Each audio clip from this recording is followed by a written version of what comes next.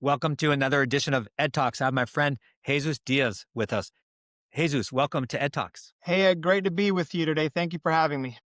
We're going to have a really important conversation, and I appreciate you being authentic and so vulnerable. So thank you for that. But before we go there, tell our audience a little bit about yourself. Yeah, thanks again, Ed. A little bit about me personally.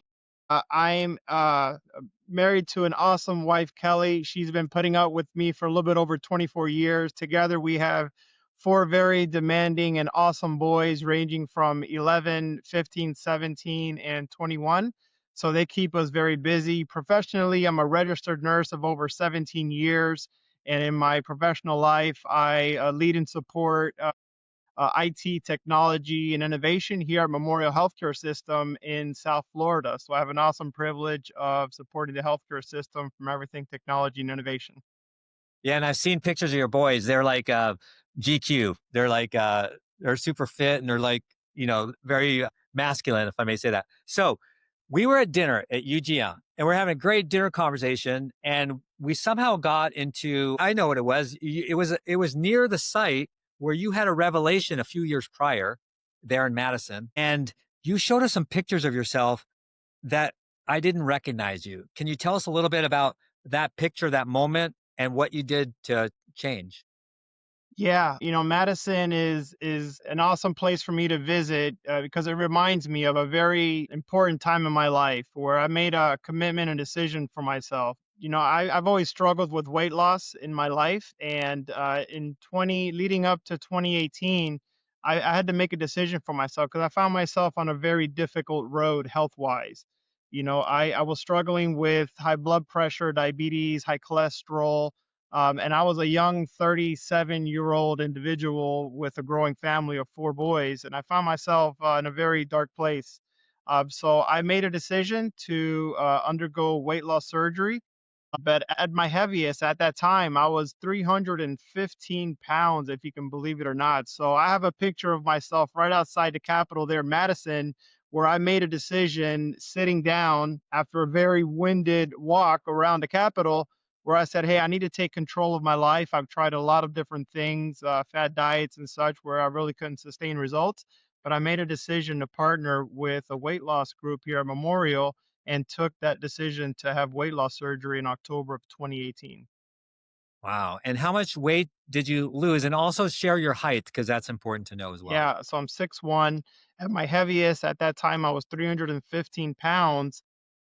And, over a course of roughly about a year post surgery, I was able to get down to roughly 220 pounds through, nutritional counseling, just what the surgery allows, which is, you really can't eat that much. So through all those lifestyle modifications, I was able to get down to about 220 pounds, which was fantastic. So many of the reasons why I went through weight loss surgery kind of corrected itself. When you think about the diabetes, the high blood pressure, cholesterol, a lot of those things kind of corrected themselves through the weight loss and lifestyle modifications. Yeah, a lot of our health ailments are definitely directly correlated towards weight. So what happened next? So was that all you needed or something else happened?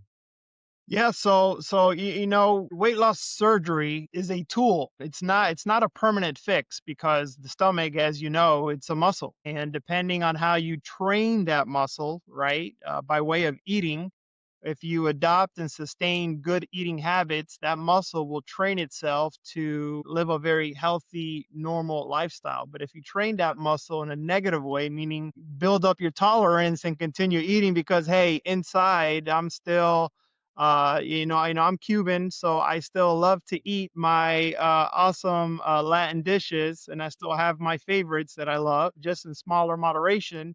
So if you train yourself to return to regular portions, you're going to train that muscle to grow. And what comes with that is weight gain.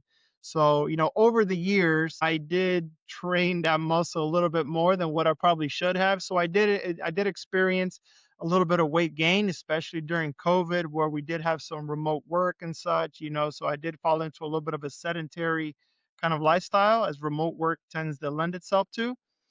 So I did increase from a weight of a low of 220. I found myself up around 260 pounds. So I wasn't happy with that. I wasn't proud with that. So I did find myself at another crossroads or decision point. Hey, I made a huge sacrifice to myself. What do I do? I attempted to re-diet, had minimal success. So I re-engaged with the Memorial Physician Group and tried medication management. And I found the awesome wonder, which is GLP medication, and started on Manjaro. And I've had tremendous success with that medication. Yeah, that's awesome. And just the will. I mean, I think everyone knows what it takes. Maybe that haven't like I've not been that much bigger, but I think it's hard for everyone and for someone like yourself to be able to pull that off. I mean, I have so much respect and admiration for you.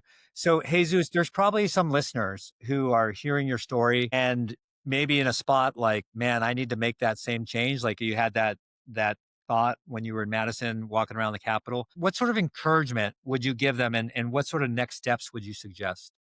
Yeah, let me just share because I didn't share. After I started the Manjaro, fast forward about coming up on a year and a half, I was able to go from 261, which is where I regained weight, now down to my new low of 100 and around 95 pounds, which is like Dang. that's high school weight for me, Ed. That's like I'm sharing clothes with my 21-year-old, which is mind blowing for me, right? So that's a side benefit for me. The main benefit for me was maintaining good health, getting rid of all my medications, diabetes, high blood pressure. My A1C is 4.5, which is like unheard of, right? So what I would do, what I would suggest to folks is let them know that this is a tool.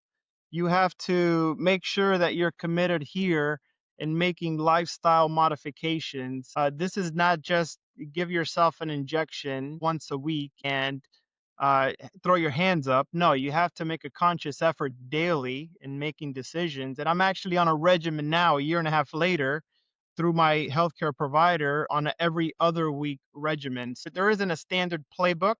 That's important to know. You can definitely customize your regimen as especially after you either enter a maintenance dose or find what works best for you to reach your target weight and maintain and eventually hopefully offload after you get all the right tools in place. But just know that you have to be in the right mindset to sustain and to support and make this a tool, not the only fix. You can't place all your bets on this one on.